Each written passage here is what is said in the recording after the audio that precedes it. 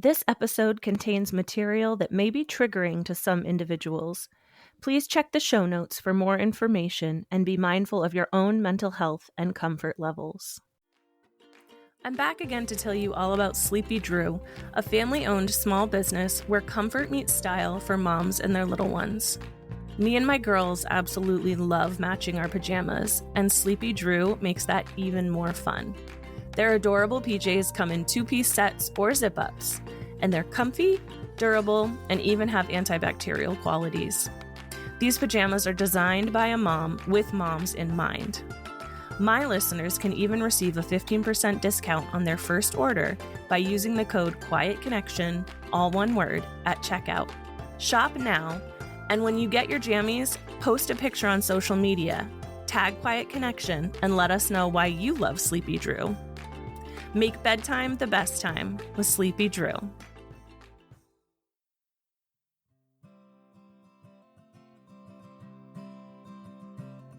Welcome to Quiet Connection, a podcast dedicated to ending the stigma around postpartum mental health. I'm Chelsea. In this episode, I'm connecting with Ashlee as she shares her profound journey through motherhood, highlighting the challenges faced during her daughter's NICU stay, the trauma of postpartum hemorrhage, and the mental health struggles that ensued. She emphasizes the importance of self-advocacy, finding community support, and the journey towards acceptance of her experiences. Here's Ashlee. Hello! Today I'm here with Ashlee. Ashlee, how are you? I'm good. How are you? I'm good. We were just talking about how it's bright and early on a Saturday morning. Yes. And Ashlee's looking fabulous. Thank you. And I am in my mom hair and my fogged up glasses. So, you know. We love it. We love it. This is how we roll here on Quiet Connection. Ashlee, I'm so excited to connect with you. And I think we'll roll right into it. I'd love it if you could sort of introduce yourself a little bit and then let us know who you were before you were a mom. Okay. I'm Ashlee King. Before I was a mom, it's like hard to remember even, it changes you so much. So I married my high school sweetheart. We got married very young. We started dating at 16. And we got married at 21, so we were like very young. Wow. But that's normal where I come from. I come from a really small town. And I went to cosmetology school. I went right into that after high school. I worked in a salon for almost 6 years after school, and I loved it. I planned on continuing doing hair and nails and all the fun stuff. But then I had a baby and everything changed, and I just haven't got back into it. But I do plan on getting back into it one day. My husband works long hours, and so I'm just a full-time mom right now. But yeah, before I was a mom, we love to travel. We love to hang out. Our life was always kind of like preparing for a baby. We always knew we wanted to have a family. So we were like, we got to get the house, we got to get the jobs, we got to get everything lined up so life is perfect, as checking perfect all the as boxes. You can make it. And then, you have a baby and everything goes crazy. But yeah, yes. We were just pretty much preparing to have a family, getting our house and getting everything in order how we wanted it to be. Yeah. Yeah, so that already answers my next question. You had baby on the brain, and that was the goal. And yep. I love that. We love a high school sweetheart story. I mean, who doesn't? That's right. Like the cutest. Thank you. And I will be totally honest. My mom worked in cosmetology and hair and all of that for 30 years, and I have inherited 0 of those genes and talents. So props to you guys for making us look beautiful. I love it. Yeah, I don't know what happened. My sister can do all that stuff. My mom's amazing, and I can do a ponytail. That's my sisters are kind of like that. They do not do hair. Like I Yeah. always did their hair. I still do their hair. And they're like, how do you do a messy bun? Like, can you teach me? And I'm like, yes, Yes. I got you. Oh my gosh. Okay. Well, I love it, and we love that for you. That saying I've I've been saying so much lately. And we love that for you. Anyway, um so that's awesome. So babies and having kids and having a family and settling down, that was always the plan for you. Yes. Um what was that journey like? Did you wait a little bit after you got married? Yeah, Like, so we got married at 21 and then I got pregnant at 25. So okay. we waited. We had bought our house at 23 and we're like, we want to have a few years just us. We got a dog. We just hung out. And honestly, we were getting so comfortable, just the two of us. We were like, do we want to bring a child into this? Like, this is perfect. And we got to the point where we're like, our parents are getting older. Like, we need to have kids if we're going to have kids. So we decided to start trying, and it took us a little bit of time. All my family was like teen pregnancies. Mm. So I thought, I'm going to get pregnant so quick and easy. This is, so we kind of had planned, we're like, okay, we'll start trying this month and we'll be pregnant by this month. We're very type A people. Yeah, So we I'm plan getting that. everything. And that's not how it went. So we were like kind of disappointed, man, when is this going to happen? And it finally happened right before Christmas. I found out I was pregnant and I'm shocked I didn't know because I was already so sick, even like Mm. 4 weeks pregnant. I was so sick at Thanksgiving. I was so tired. And I think I had just got so sick of seeing the negative tests. I was like, I'm not even going to test. Yeah. And so my period didn't come and I'm like, okay, I'll test. I took the test, flipped it over, left it on the counter, and I'm like, I'm not even going to look at it because I'm so sick of the disappointment. And I was about to leave for work and I flipped it over and I'm like, oh my gosh, this is positive. So I went and grabbed my husband and he's like, no way, this can't be. I'm like, when I get home from work, I'll take another one.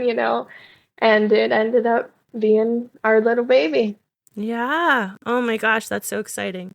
It reminds me of all of those like social media videos, like Right. flipping it and flipping it. Yeah. But what an emotional toll that takes on you to like, It does. especially when it's on your plan, and Right. you get negative after negative after negative. Right. And Yeah. we are such type A people. Like we want to have a plan. We want to do it this way.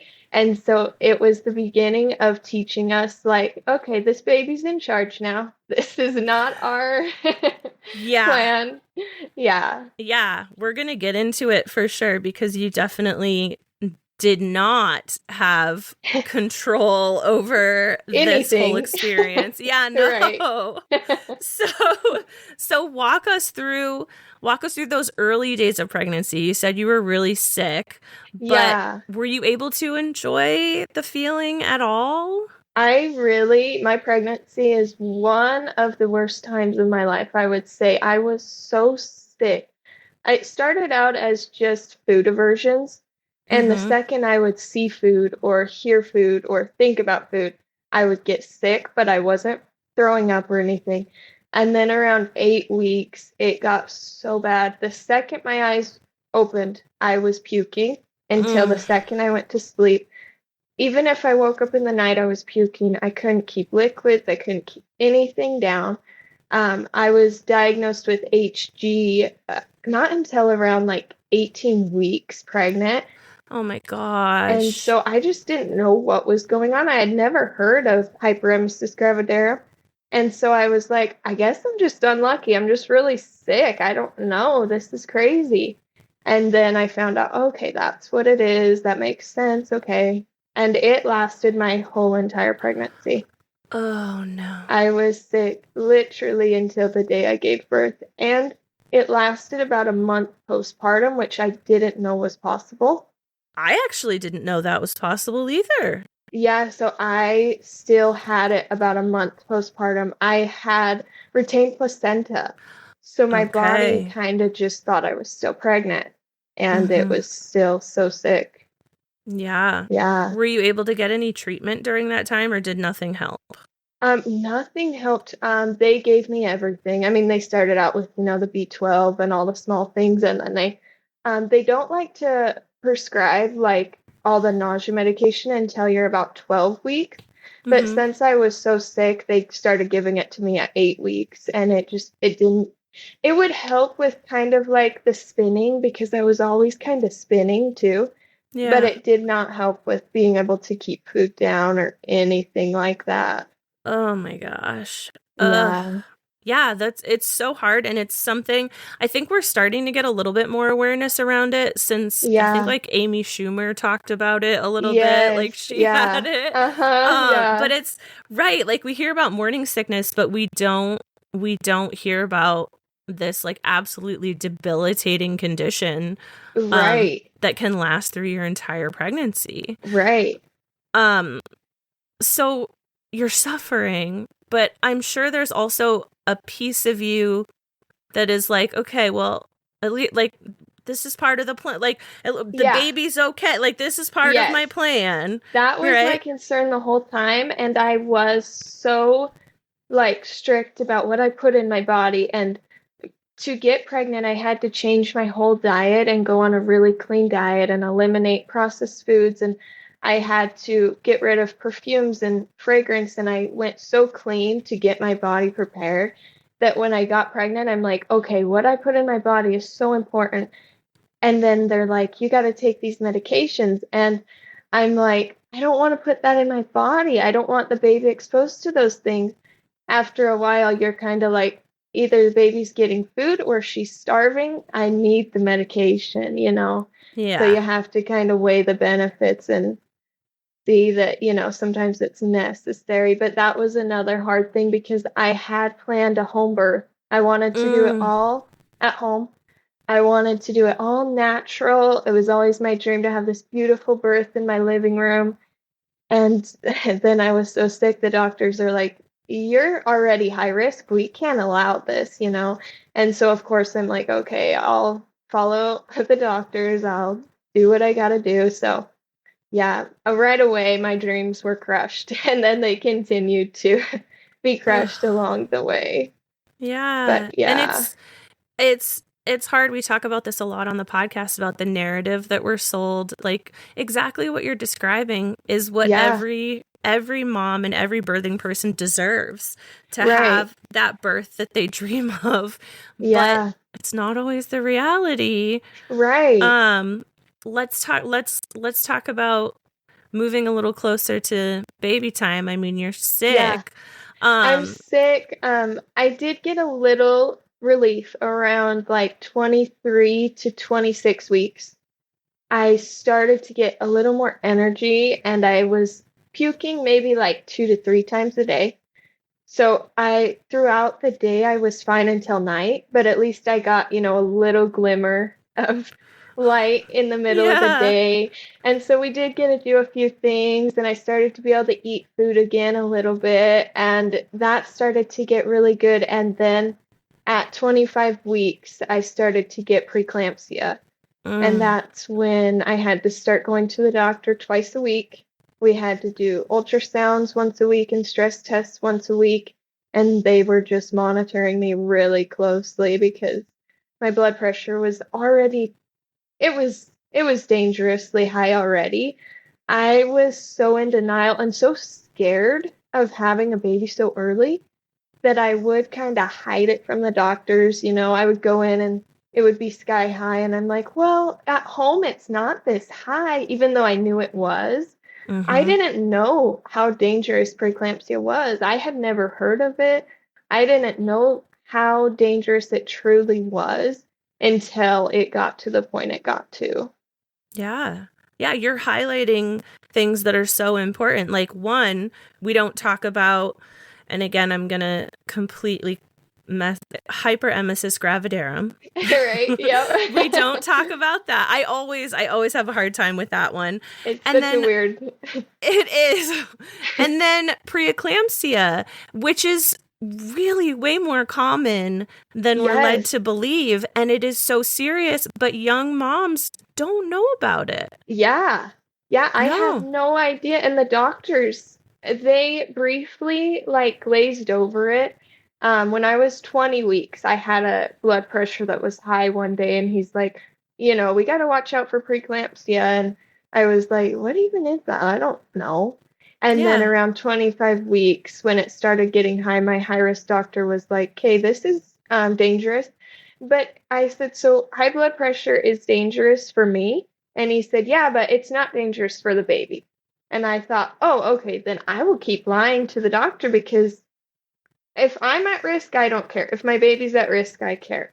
So Yeah. that's why I kept hiding it. And then when it turned bad, he's like, no, you could die from this. And I'm like, oh, well, I didn't know that. I didn't realize that, you Yeah. know, There was a complete lack of information there. completely. Yeah.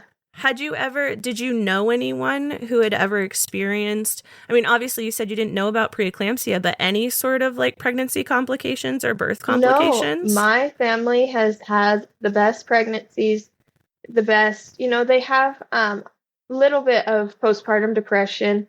My sister struggled, and so she had warned me about that, and she's like, postpartum can be really hard and really rough.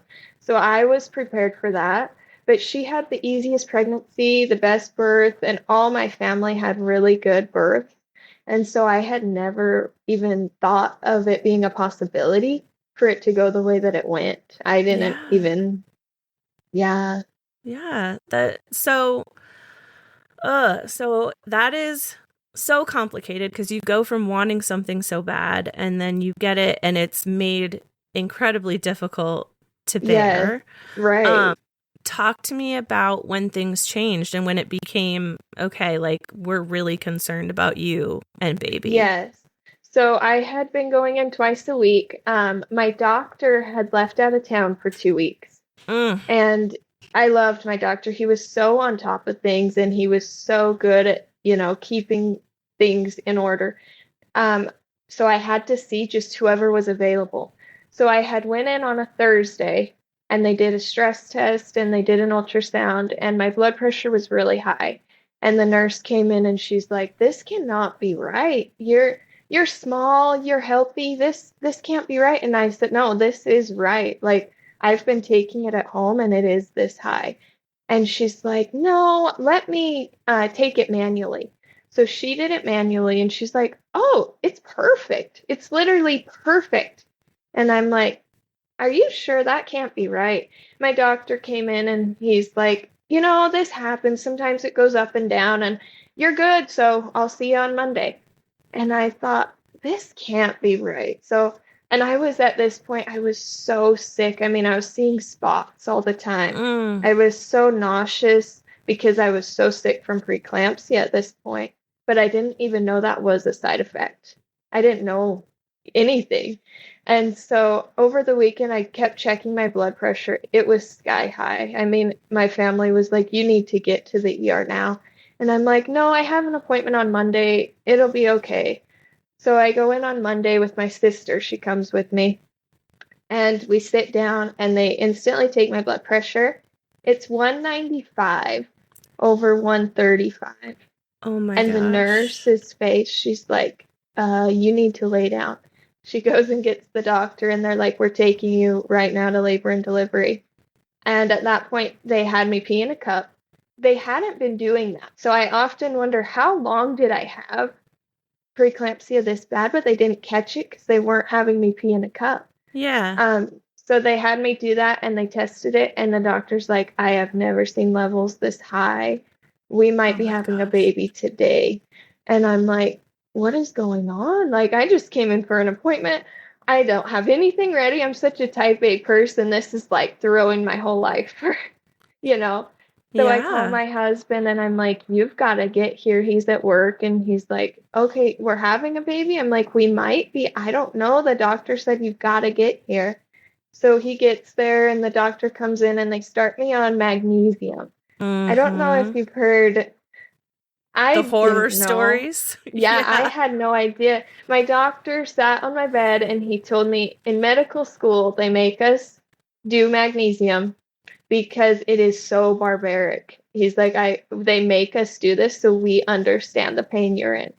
And I was like, I have a high pain tolerance, I'll be fine. That stuff, it's evil. Yeah. So they got me on magnesium and a lot of medication, and they got my blood pressure stable. It wasn't good, but it wasn't as high as it was. And so I stayed on the magnesium for 3 days in the hospital, and they watched me, and they had to take me off of it because my levels got so high, my body just couldn't process it anymore. Mm. And they said my liver and kidneys were just shutting down. They were done. So at that point, they were starting to worry about HELLP syndrome. Yep. Can And you I had, describe HELLP syndrome for those who don't know? yeah, so I wrote it down because HELLP syndrome is something I still like. It's such a crazy thing, and I had no idea about it. It is such a rare thing. Um, Mm-hmm. it is your liver kind of just stops working, and your blood pressure is out of control, and your blood platelets drop really low. So that was their main concern. My blood platelets had dropped dramatically, and they're like, we got to watch this because they had planned an emergency C-section where I was only 32 weeks. They said, I don't know if your baby will make it through a delivery. She was measuring so small Yeah. that they were like, we're going to have to do a C-section. You have no choice but a C-section. So they're like, but in a C-section, we need your platelets to be high so you don't bleed to death. Mm-hmm. So they were watching my platelets, and they're like, everything's looking stable. It's not dropping any lower. They wanted to push me as far as they could to let my baby develop, and they had given me steroid shots. So they're like, the longer she's in there, the better. We want to keep her in as long as possible. So they had scheduled my C-section for Monday, and this was Thursday. And they're like, we'll just keep watching you, keep medication, and we'll plan for Monday. And so Friday, the next day comes, and I'm feeling really, really sick. They had stopped, they were drawing my blood every 4 hours, but they had stopped doing that since I wasn't on the magnesium anymore. Mm-hmm. And all day I'm just like, I do not feel right. Something's not right. And it came to be nighttime, Friday night, and I'm like, please, will you draw my blood before I go to sleep tonight? And they're like, yeah. So they came in and drew my blood, and everything just got insane. Doctors came rushing in.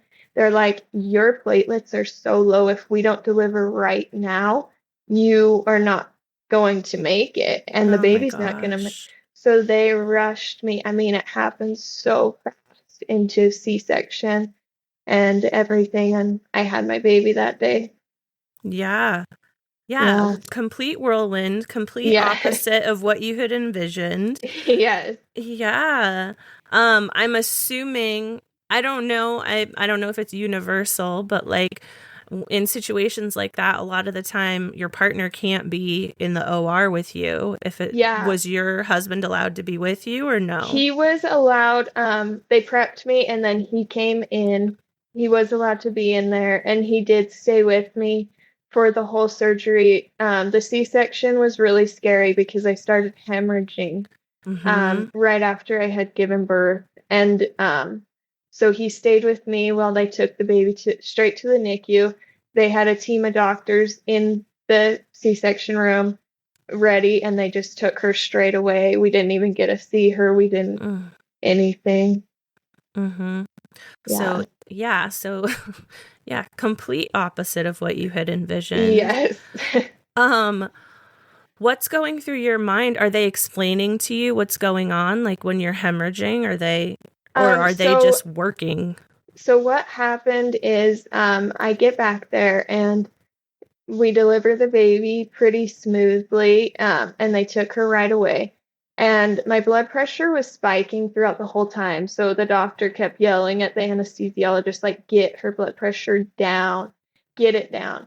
And I remember at one time it had peaked at like 220 Oh my over gosh. 150, and they panicked, and they're like, she's gonna have a stroke, we got to get this down. And they dropped it so fast that I just kind of fell backwards. I remember just almost passing out, And when I came back to, my husband goes, "How big was the baby?" And they said 2 pounds.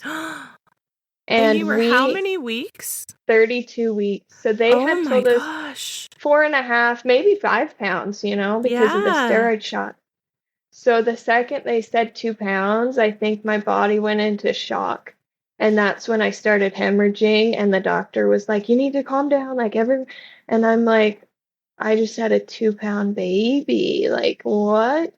And Yeah. so that is when it all just kind of went, I, I like blacked out, Yeah. honestly. Yeah. Yeah. I cannot imagine. And you didn't get to see her. And No. yeah. We did hear her cry. So the second they pulled her out, she did let out a really loud cry, which I was like, "Oh, good. She's breathing. She's alive." And and then to hear 2 pounds, I was like, "Oh my gosh, how is she gonna make it?" I've never heard of a 2 pound baby making it. I've never heard of that before. So I was just like, what is going on? Yeah. Yeah. In terms of your hemorrhage, obviously they were able to get it under control. Yep. And hopefully this isn't too personal a question, but like, were they able to save your uterus? Were they able to? Yes. So Yeah. they had saved my uterus. I did have retained placenta, which we didn't know about. So I did go on to have two more hemorrhages postpartum, like Mm-hmm. months later. And at that Months point, later. yeah, Ugh. at that point, I had to have an emergency surgery, and they said, "We might have to take your uterus. We don't know what we're getting into." But I was able to keep it. They did have to do quite a lot on my final surgery, to the point where they said I probably will never be able to carry another pregnancy. Yeah. We will get into that, because the toll that takes on your psyche is a Yeah. whole different ball game. But Yes. let's focus on baby and you. And so C-sections are traumatic no matter if they are planned or if they are unplanned. Yes. I will give that caveat straight away. I've given birth vaginally and through C-section, and it was a scheduled C-section. C-section is a big deal. Yes.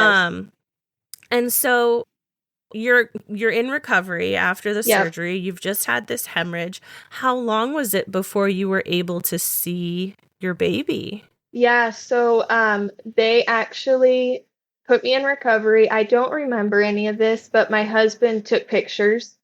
So Oh, I have good. those pictures at least. They wheeled me into the NICU on my bed, my whole bed, Wow. and I got to hold her hand and meet her, but I don't remember any of that. The first time I remember meeting her, I was 3 days postpartum. Okay. And Yeah. at that point, were you able to be in a wheelchair? Were you able Yeah, to? I was in a Yeah. wheelchair at that point.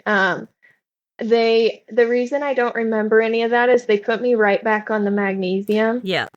and I Yeah. started hallucinating and things. And so, yeah, 3 days, I gotta go in there. We weren't allowed to hold her or anything yet. She was still too fragile, but we could at least touch her. So Mm-hmm. that was good. Yeah. What was your support system like during that time? Did you have family around that was able to kind Yeah, of I hold you had, guys? yeah, it was a lot. Me and my husband were very much people that we just don't want to show vulnerability, kind of. So Mm-hmm. we just kind of like leaned on each other. And we did have, like, his sister came a lot, and my mom and my dad, they came every day.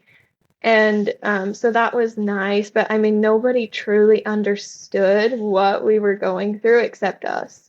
Yeah. Yeah. A lot of families that have experienced birth trauma, and especially families that have experienced a NICU stay, will say that nobody understands it like your partner Yeah. understands it. Right. So, yeah, so that makes Yeah. perfect sense. How were you guys coping? I don't even want to say how were you holding up, because I can't Right. imagine, but Yeah. You were know, like it's what was kind getting of, you through? it's kind of weird because we both kind of went into like survival mode. And I remember the first time I met her, I just cried and held her hand. And then we went back to the room and I was like, we can never do that again. I don't want her to feel the stress and the sadness. So whenever we go, hard to even talk about. But It's okay. I remember just saying, like, whenever we go to her room, we have to be strong. We cannot let her feel any of our worry or stress. So we just put up a front. Yeah. Yeah, and Yeah. we were strong for her, but deep down we were so broken. Yeah. Yeah. And the strength that you sort of, I don't want to say that it comes to you because it doesn't come to everyone, but like Right, yeah. the strength in your ability to say, okay, like I am going to be my daughter's strength. Right. Yeah. Is amazing. Like what it's also heartbreaking Right. because did you allow yourself to feel any of those feelings when you were like back in your room, or you just kind of No. were like, no, I'm this is survival mode? Yeah, we both kind of just were like, if we feel it, we're going to fall apart, and Yeah. we can't. We have to be strong. So we were like, nope, we can't. We really didn't even like talk about it. We would just like get back and be like, okay, let's watch a funny movie here. Let's like, anything to Yeah. like distract. Yeah. Yeah. And Yeah. that's a coping skill. Those are coping tools. Right. Yeah. Yeah. Yeah. As you're kind of recovering, how long did you end up having to stay at the hospital? So I gave birth on Friday and I was released by Tuesday. Wow. Yeah, I was going insane. And I was like, I need to get out of here. I remember I told my husband that morning, I was like, I don't care what papers I have to sign. I am leaving today. Yeah. I just felt so trapped and I was like, I felt so out of control. And I'm such a controlling person that I was like, I need to control something. I am leaving today. I'm moving on. We got to get our life back together. So I was released and we moved. So the hospital I delivered in is an hour from my house. So I knew that was not a possibility. I wanted to be with her all the time. So I moved into my camp trailer, actually in the hospital parking lot. Wow. And I lived in my camper. Oh my gosh. Her gosh. full NICU stay. Yeah. How long was she in the NICU? She was only in there 32 days. Oh my goodness. It was they've like never seen a 2-pound baby only a month. Yeah. It was truly a miracle.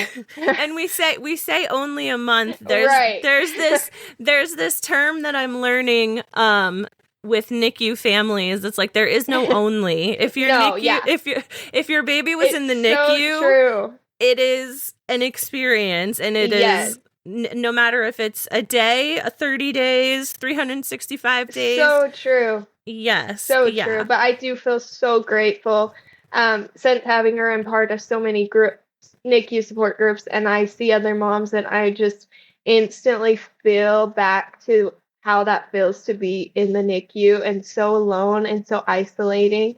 And I think the hardest part is my husband only had so much time off. And he had already used a lot of it because I was in the hospital for so long before.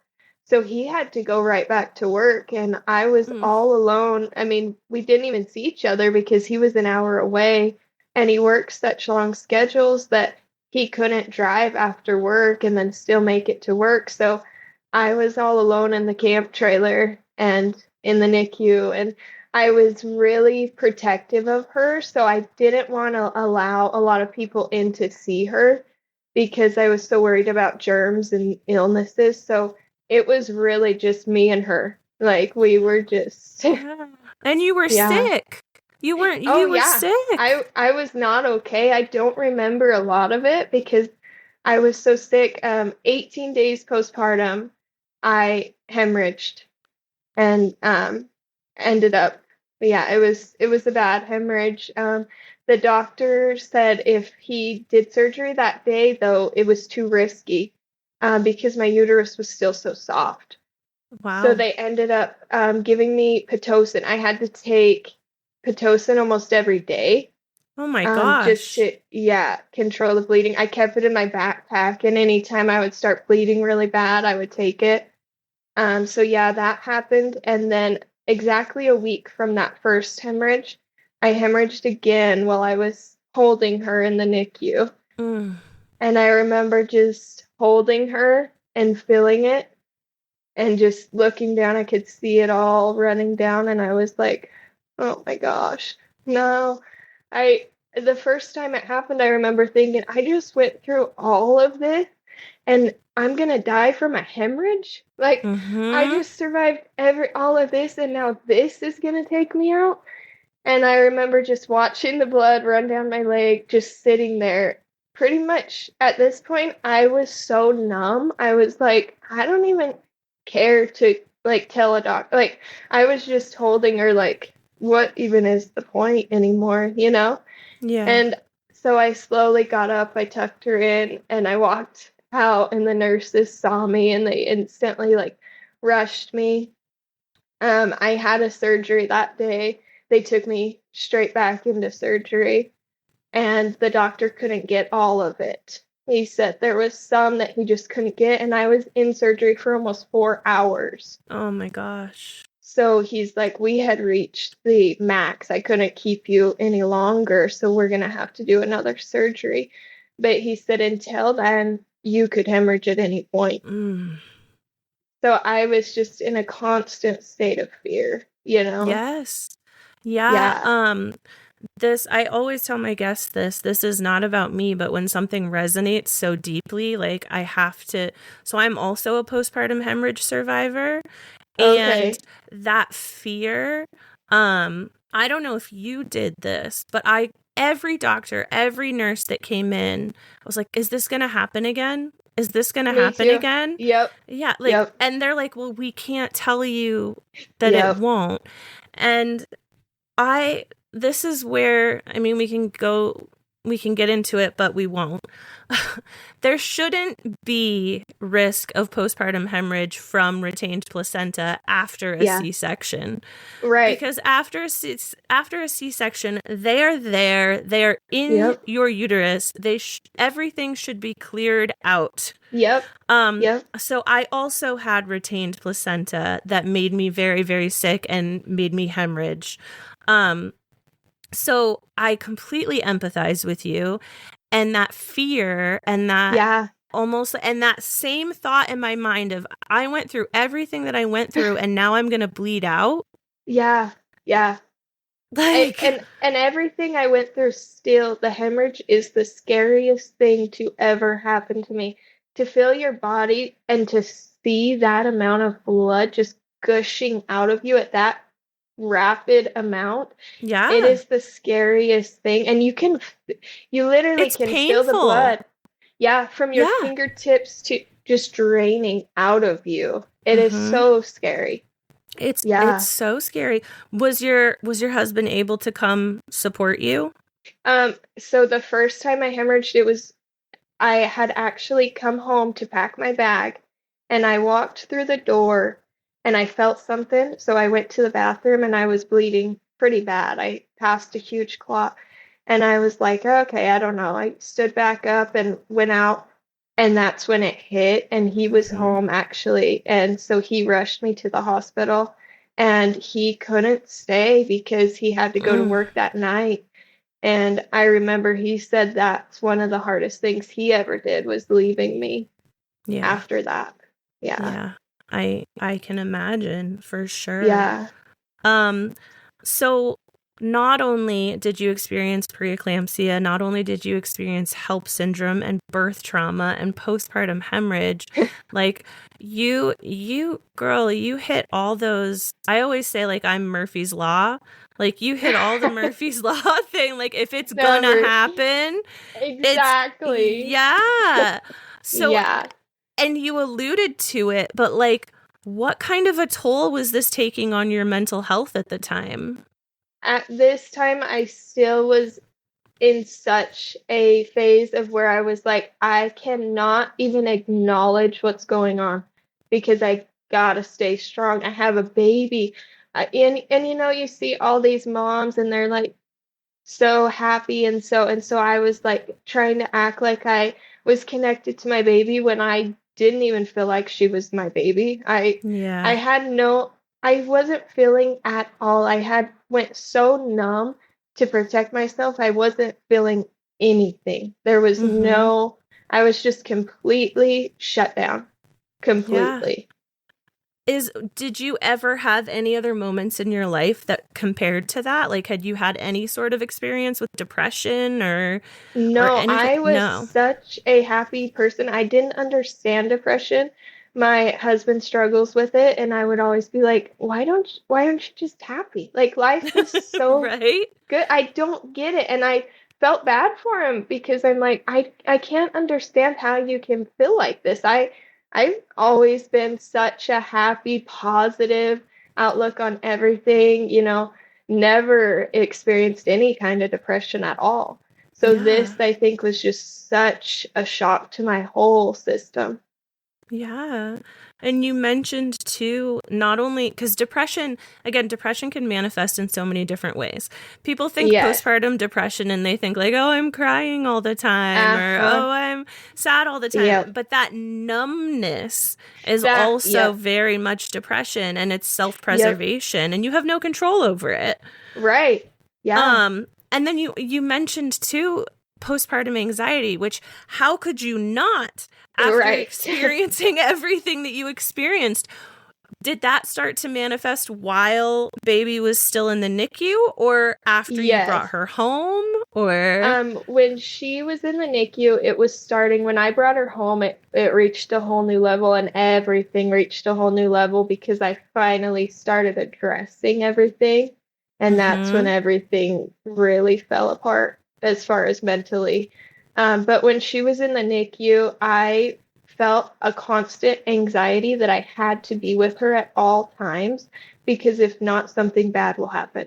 So Mhm. I would literally wake up straight to the NICU. I stayed there till midnight, and I would oftentimes go there in the night when I Oh would wake wow. up and be like, I gotta go check on her right now. So I would head there, and then I never slept. I was always there. They wouldn't allow me to sleep in the NICU though. They were like, you gotta leave. And the nurses would come in and be like, you need to go eat. You haven't left today. Go eat. And I'm like, yeah, I was breastfeeding, well, pumping. She couldn't Yeah. breastfeed, but I was pumping. So they're like, you have to eat or you're going to lose your milk supply. So that was the only thing keeping me alive was I was like, I got to make milk for her, so I have to eat. Because Mhm. at that point, I didn't care like what happened to me, but I still cared about her. So I was like, okay, I got to take care of myself so that she has milk. And that was Yeah. all, you know. Yeah, that kind of leads perfectly into I'm focusing a lot on the NICU, but like what did you find most helpful to you in the NICU and what was not helpful at all? The NICU was seriously such a hard place to be. There was one nurse that she had twins and she had a NICU stay. And I was constantly fighting with the doctors in the NICU because he wanted to give her formula. And I had enough milk. So I'm like, no, this is the one thing I can do. And Yeah. the one thing I can control, I'm giving my daughter milk. And I was so like persistent about it. So we had got into quite a few arguments, me and this doctor. And the one time I stood up for myself and told him, no, she's my kid. We're feeding her. And he was just so disrespectful. And he basically said I was crazy he wants to speak with my husband about this because I'm not in the right mind space. Oh my gosh. And like I say, do not talk to a postpartum mom like that. We're already No. losing it. So yeah, that did not end well, but when he walked out, I was so strong. The second he walked out, I just started crying, and the nurse came over and she was like, I've never seen a doctor disrespect someone as much as he just disrespected you, and I want you to know that you are right and you are the mom and you do have, and just having that validation seriously meant more to me than anything. Yeah. You know, Nurses are superheroes. nurses are amazing. Yes. Yeah. Oh my God. I'm glad that you were able to have a connection with someone directly like involved in your child's care who had also experienced something similar. Yeah, because I just felt like she did understand me and she did believe me and know that I was right because I felt so crazy. I mean, even my family, I would text them and they would be like, just listen to the doctor. Just listen. And I'm like, no, like, I know this is right. Why doesn't anyone believe me or listen to me? So having that validation was the best thing for me Yeah. at that time. So I also want to acknowledge your power and strength because you're advocating for yourself and you're advocating for your doctor, or for your doctor. You're advocating for yourself and you're advocating for your daughter, all while being really sick, being like processing in your own way the trauma that you have been through, but Right. you kept showing up. And what's so hard about that is I'm not necessarily praising the like shoving down of everything, but I want to like acknowledge the power that you stepped into to be able to navigate that situation. Like Right. that's Yes. badass. Thank you. Yeah. Once you started getting home with her, and again, type A, I'm sure you like immediately wanted to develop a routine. Yes. What did that look like while also dealing with all of these really, really big feelings? Right. Yeah. So we got sent home. She was on oxygen full time. So that did not help my anxiety at any times because she had to be connected to a machine at all points of the day, at Mm-hmm. all points of the night. The problem with the machine is anytime they move, it disconnects, and then you have to reconnect it and everything. So I was quite literally never sleeping, and I was so anxious at all times. Like, I'm the only one that can keep her alive. Like, this is all on me. Like, I have to watch the machine at all times. I can't do anything for myself. I can't, like, I have to keep her alive. So that was really hard. She was on oxygen for 3 months, and I literally never left her. I was Mm-hmm. by her side at all times. I never left the house for those whole 3 months except for the doctor. That was it. I was still in such a shock and a survival mode at that point that all I cared about was pumping, feeding, and keeping her alive. When I started to wake up out of that fog was when she came off of the oxygen, and around 4 or 5 months, I started to kind of realize, like, holy crap, I just went through so much. I still had retained placenta at 5 months Oh postpartum. my gosh. They had scheduled the surgery for November, and I gave birth in June. So this whole time I was bleeding, passing clots. I had hemorrhaged at one point again and had to be rushed to the ER. I mean, it was insane. And I feel like I didn't fully wake up out of that fog until the final surgery for my hemorrhage. When I got home from that, I felt like a new person. I like woke up out of this. It literally felt like I woke up out of a dream, and I'm like, okay, what is my life? You know, I Yeah. need to find myself again. It's been 5 months and I'm still just stuck in this little bubble. I wasn't leaving the house. I wasn't letting family help me. because I was so like protective. I was like, no, I can do it. I can do it. And so it was like all on me. Yeah. And at 5 months is when the postpartum and everything just like hit me at once. And I was like, I started getting mom rage really bad. And I didn't know that was a thing. So I That's remember another thing that a lot of people don't talk about. Yeah. Yeah. So I remember telling my husband, this is not me, but I am so angry all the time and I can't control it. And I get these bursts of just like, I could literally bust down the wall. I'm so angry. I don't know what's going on. And so I started to kind of research it and try to figure out, like, okay, this is not normal, but this is common and it's something that happens. And so I started to deal with that. Well, at the same time, my daughter started having allergies really bad. So she started getting colic to the point of she would cry all day and all night. And that was definitely contributing to the mom rage and to all the things. And so I was like, what is going on? Well, it turns out she was allergic to all these things. So I had to completely change my diet because I was still breastfeeding. So I had to do an elimination diet, cut out dairy, corn, wheat, everything, chicken, beef. All the things that are yummy. All the things. So I instantly did that. I cut everything out of my diet and kept breastfeeding, and she started to get better and she stopped the colic, but the colic lasted for months and it was so hard because I felt so guilty that I couldn't comfort my own child when she cried. Like every other mom, their baby cries and they pick him up and the baby stops, and I'm like, I pick up my baby and nothing happens. She just keeps screaming and crying. And so I didn't want anyone around. I didn't want, because I was like, everyone's going to think I'm the worst mom ever. I can't comfort my own baby. So I isolated so badly. And, the whole first year of her life is such a blur because I was dealing with so much that, it really took until she was about 10 months for me to finally be like, hey, I got to take care of myself now. I got to get healthy again. I got to deal with all of this trauma because she needs me. How did you go about doing that? Did you know about resources that were available to you?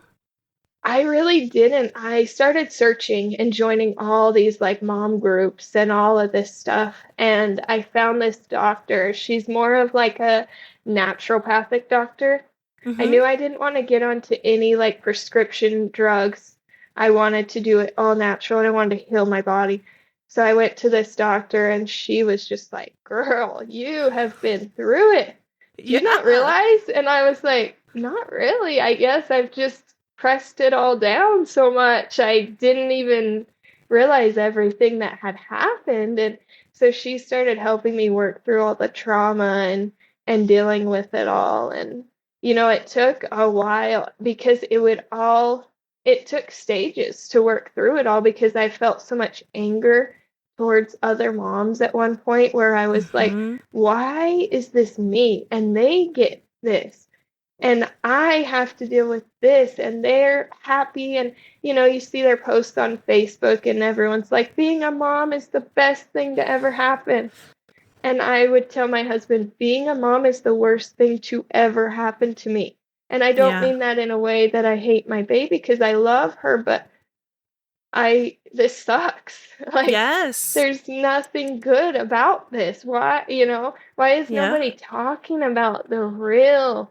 And then I thought, well, maybe this isn't how other people feel. This is just me, So it was very like isolating and lonely. And I started posting on TikTok about it.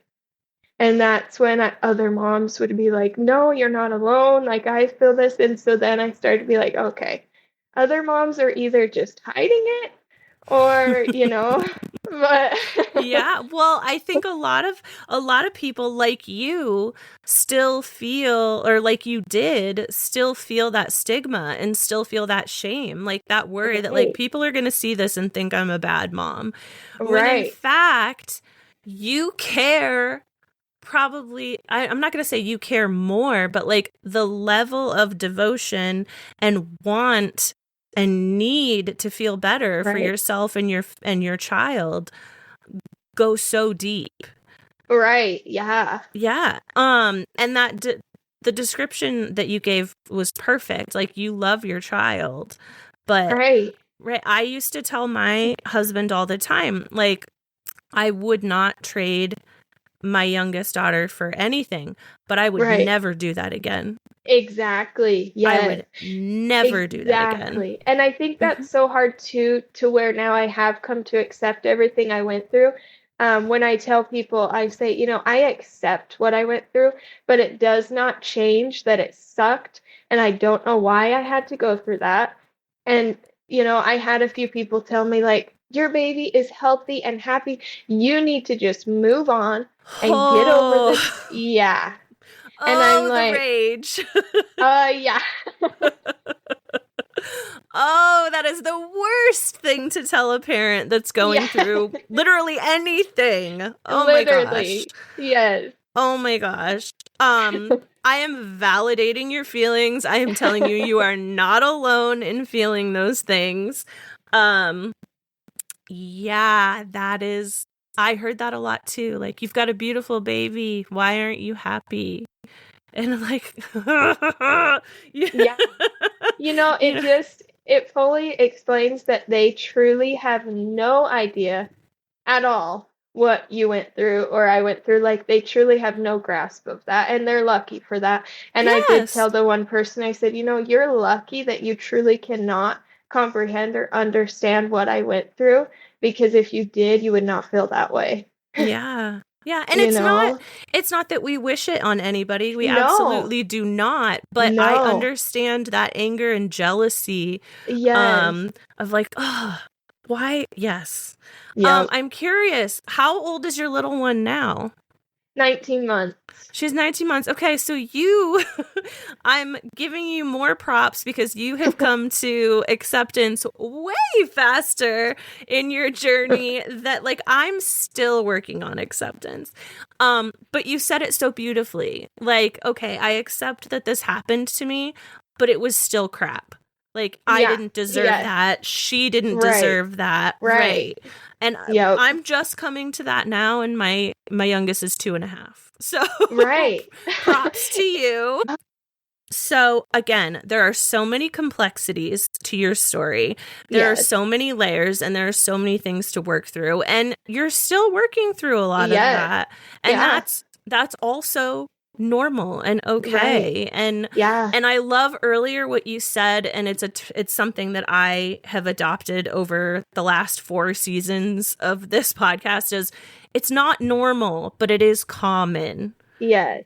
Yes, and Yes. knowing the difference. Yep. And you're at a place now, which I think is so beautiful, that even though, like, you are type A, which is great. I wish I were type Right. A. I would get a lot more done.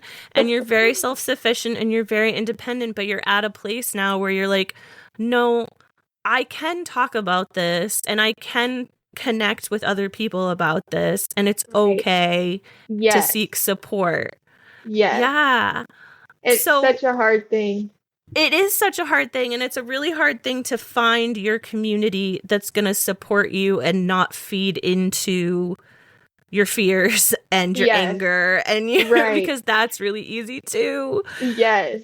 But like, bringing us home, like you said, your little one she'll be 2 soon, which is Yes. crazy. It is. Crazy. You guys have been through so much, but you are drawing power and you are drawing strength in your vulnerability. And like, I really applaud that. And I'm so thankful that you chose to share your story here with me and with my listeners, because there's so much power in vulnerability and connecting. Yes. So if you've listened to any of my episodes, or if you haven't, I always choose one of 2 questions, and I wait until the end of a session to choose it, so that I really get to know you and I get to get a good feeling of what would best fit this situation. And I think I have the perfect one for you. What do you hope my listeners take away from your story? I think the biggest thing is to know that you're not alone in any part of motherhood. Like, no matter what it is, even if it's like your little one isn't crawling yet or isn't talking yet, you're not alone. Another mom has been through that, and you need Mm-hmm. to find support and you need to, find your group of people and don't feel guilty like it's your fault. Like, I did something wrong and now my kid's not doing this or my kid's struggling with this. That's not your fault. That's just who your kid is, and just accept him. And we don't need to try to make our kids grow up so fast, too, or Mm-hmm. try to make them fit into a certain mold that, every other kid is doing this and mine isn't, or every other birth went like this and mine didn't. Like, nothing is a one size fits all. And there's never just one person that went through this. Like, there is someone out there you can find, and it's so good to find someone because then you can both be like, "Hey, this happened to me too, and I felt this way, and I did this to help that, and I did this." And it's just so good to find even just one mom friend that you can vent to, because some days you just need that too. And it's Yeah. just so important to find a community. And I would also say advocate for yourself in everything. In Mm-hmm. pregnancy, in birth, advocate for your kid because you're the only one that truly knows your kid. The doctor sees your kid, every once in a while, but you know them and you know if something's not normal. So that's a big thing. I'm like, advocate for yourself. And if the doctors say, we're going to try this, we're going to do this, and you feel like, no, tell them, be like, no, we're not going to try that. We're going to try something else. Yeah. Because, most doctors too, I've done that a lot with doctors. I just tell them straight up, no, I'm not doing that, or no, I don't feel. And they're like, okay. And, they usually are pretty understanding and pretty like, okay, yeah, you know your body better than me. So what do you feel like, And so that's a big thing I like to tell moms too, is advocate for yourself and for your child. Yeah. And you did a beautiful job of that and are doing a beautiful job of that. Um, I feel like there are so many avenues that we didn't get to explore in our time together. So this is an open invitation. Anytime you would like to come back, if you feel like coming back, you are more than welcome, as all my guests are. But it is early on a Saturday morning, and I don't want to Yeah. take up any more of your time. Just thank you so much. Thank you so much for your vulnerability. Thank you for sharing your story in such an authentic way. And Thank you.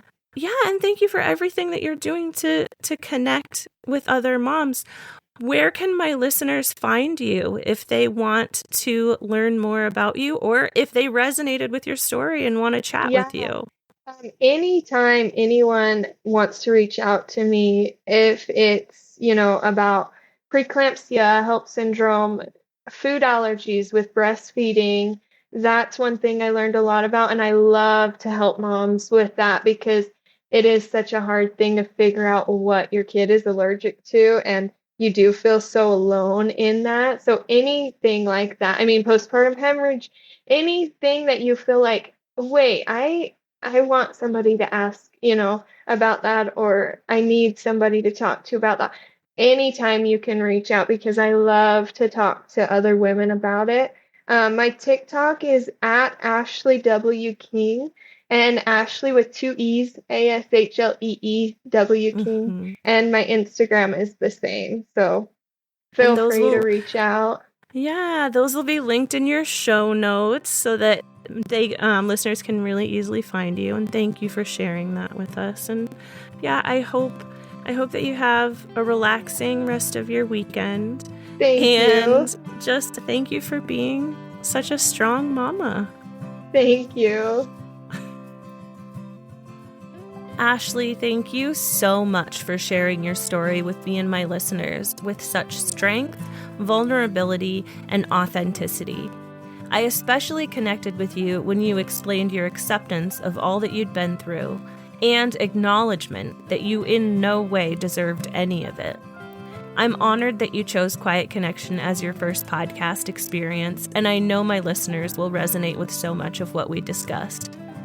Listeners, please be sure to check the show notes if you'd like to connect with Ashlee. You can keep up with us on Quiet Connection by following us on Facebook, Instagram, RedNote, and Threads at Quiet Connection Podcast. You can also find us on Blue Sky at Quiet Connection Pod. You can help our community grow by leaving us a rating and review on Apple Podcasts or Spotify, and consider sharing our episodes on social media. Be sure to check out our Patreon or Buy Me a Coffee accounts to support our mission and get exclusive access to bonus episodes and other goodies. To share your personal journey, you can contact us through our website at quietconnectionpodcast.com or by email at quietconnectionppmh@gmail.com. Join us next time when another story is told and you realize you are not alone. I see you.